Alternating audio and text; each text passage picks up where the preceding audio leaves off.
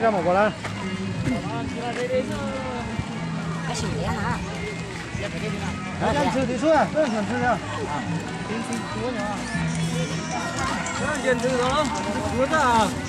吃碟了。有啊。tiền nhấp bên này cho thì chắc xuống nữa con. Cái nữa. Cái tiền nhấp bên này mày à? Được rồi. Phải là đã nào.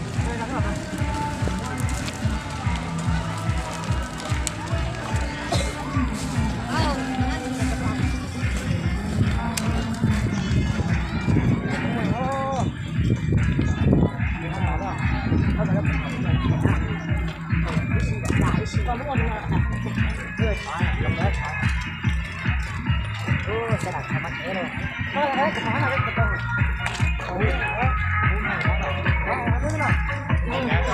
Cái chỗ đó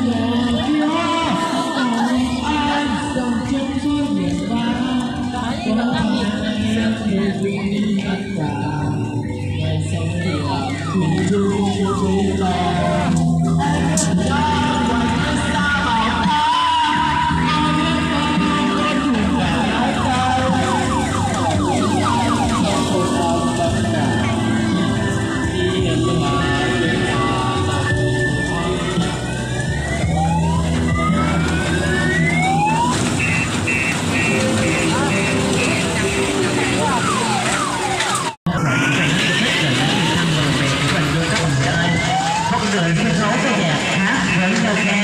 Trân trọng kính mời các bạn trẻ, các cụ lão đang tham dự chúng nào yêu thích chương trình có thiết mặt về các sân khấu để tham gia chương trình đặc biệt chưa một ba lớp chỉ sản phẩm rất là hay, rất là có ý nghĩa để quý vị.